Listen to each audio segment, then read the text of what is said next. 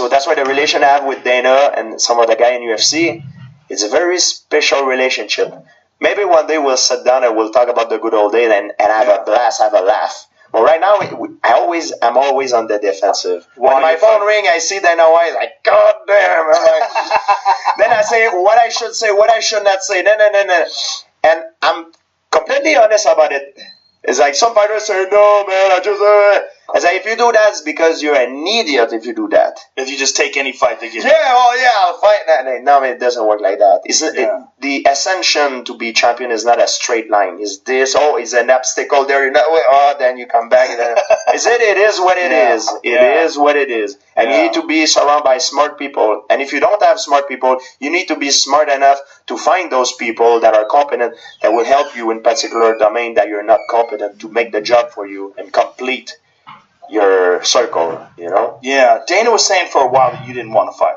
He was saying George doesn't want to fight. He said before I didn't want to fight before I fought Bisping. He said that a lot. Why do you think he was saying that? Do you think he was putting pressure on you psychologically, like fucking with your head? Yeah, so my ego will make me, okay, I'll show you that I can fight. Bring me this guy. Right. Yeah, that's what it is, man. It's a freaking game. It's all a game. We say it's not a game. It's really not. It's all a game. It's all business. It's all a game. I like Dana. Dana, man, the sport was nowhere. Yeah. The sport was gone, man. It didn't go nowhere. Because of Dana, we owe Dana. My living, I owe it to Dana White. When I do the UFC weigh-ins, when I introduce everybody, I point to him, I say, Dana White, without him, none of this would be possible. And you're right. 100%. 100%. He's the best pound-for-pound promoter of all time. I don't care about Don King, whoever you... Dana White is the best. He's better than all sport included. I've never seen anything like this. He can sell ice to an Eskimo if he wants to. He's incredibly good. And he's fun. And he's good at messing up with my head too. Because even though I sometimes my ego is like Nate Diaz, because the stuff he said too and the way they try. I don't know if the UFC tried to make him say stuff. GSP on Dana White, ladies and gentlemen. I've said this for a while. Dana White is the greatest promoter on earth. Some people might point to Floyd. Floyd promotes himself.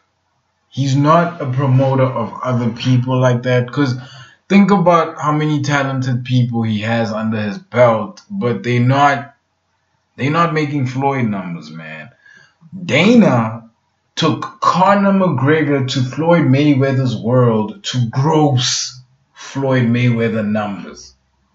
Think about that for a second. Dana White brought you Ronda Rousey, Conor McGregor, Brock Lesnar in MMA. Let's not forget that he brought you GSP. He brought you the UFC. Tito Ortiz, Chuck Liddell, all of those names. Every single one of them. John Jones, Daniel Cormier.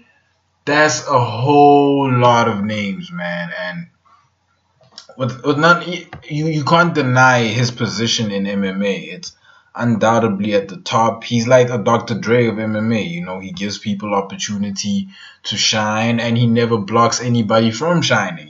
He's like the touch of the West Coast. He's really MMA's Dr. Dre. He represents progression within MMA.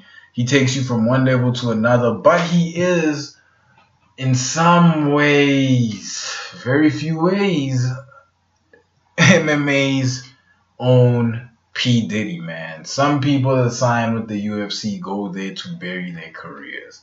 We've seen it time and again. Leslie Smith, Yair Rodriguez, the list goes on and on.